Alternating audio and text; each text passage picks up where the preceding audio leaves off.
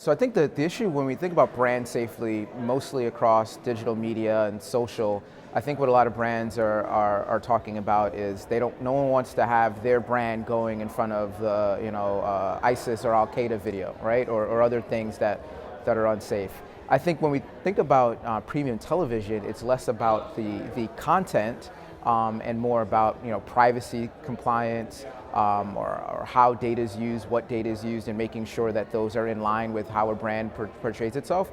So I think when we talk about OTT or premium content, you can call it brand safety, but it's really more of a privacy safety, privacy compliance issue. So what is the privacy issue then? How do you define the problem?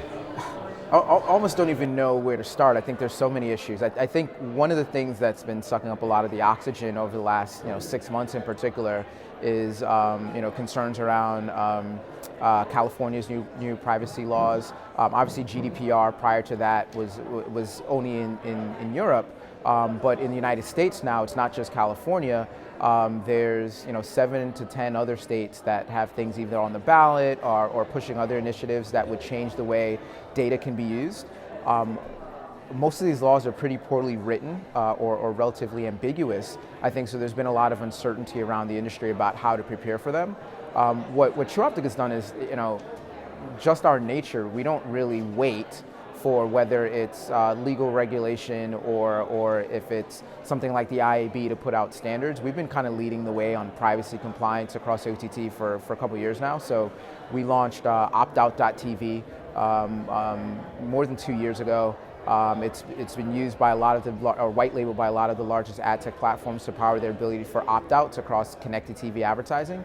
We're going to actually be, in the coming weeks, rebranding that as privacy.tv and adding on an additional suite of transparency and privacy capabilities for publishers and consumers, very importantly as well.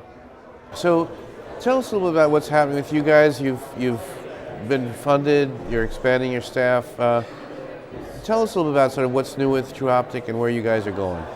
Yeah, so I think what we've come to be known in the industry is for kind of our data as a service solution. So our OTT data marketplace is the most widely used across the industry for audience-based advertising across connected TV. So we're here at the Relevance Conference. So Xandr, through their acquisition of AppNexus. AppNexus was a longtime client of Tru Optik that leverages our data marketplace across the OTT and connected TV ecosystem, as well as many of the other largest leading players.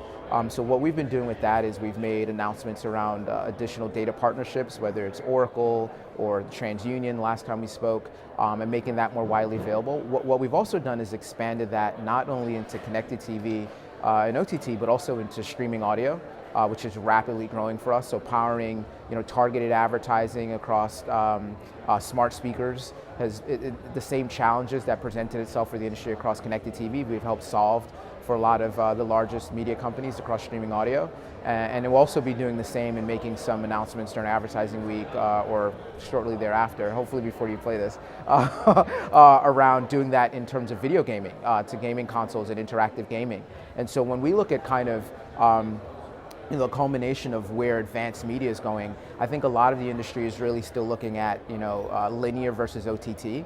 I would argue that battle is almost not even worth us fighting, and we let everybody else continue fighting it. I think the coming war, when people talk about the streaming wars, I think the streaming wars are correct, but I think people are limiting that mistakenly, I think, only to streaming video. It's also about streaming audio, and it's also going to be about all the cloud-based interactive video game advertising that there is. And so if you look at homes, you're going to talk about 70 or 80 million homes, 80 million homes in America that not only stream their television, but stream the majority of their audio, and then can also be reached with interactive advertising while they're playing cloud-based gaming. That is going to be far more homes than also watch linear television and stream TV. And so where I think Tru Optik is, again, leading the way is being the first to kind of look at cross-device, cross-device or cross-platform measurement, not cross-screen measurement when it comes to these things, as well as privacy compliance and audience segmentation. And could you just explain to folks the scope of the data sources that you have? I know it's expanded and changed over the years. Yeah, so we have the only that I'm aware of. So it'd be news to us. We have the first patented household graph for OTT and advanced media, right? And one of the things that's very different from us, also another thing when you talk about your original question of brand safety, is I think we're the only graph that can also stay contractually in writing. We don't source any of our material from any of our data that feeds into our graph from unbrand safe environments. So those same apps or channels or content or offline sources that the major brands would never want to advertise on, we don't source any data from them as well.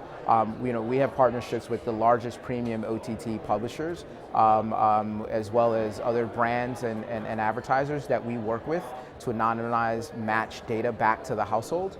Unlike rating solutions, we're not trying to take anybody's behavioral data. So when we work with or we're measuring advertising, or we're working with the data management platform for a publisher, any of their behavioral data or results data is siloed behind their walled garden. We don't take any of that. We don't use any of that. It doesn't come into our master graph. What the things that we are able to do is help validate what devices are in what homes. So we constantly have signals to be able to match back and make sure that the information that we have on the household is accurate. And the same thing with our privacy.tv solution. We will, for the first time, give consumers the ability to not only opt out based off of a cookie or an IFA, which I think are kind of the baseline lower standards when you talk about shared devices shared across multiple people, but the ability to opt out from their IP address, or even opt out or reset their proprietary Tru Optik identifier for the household. And so really it's about not only having a large scale graph and having tons of data partners like the ComScores and the TransUnions and the IHSs of the world, but also really having transparency and accountability not only for us, but all of the clients and partners that we work with.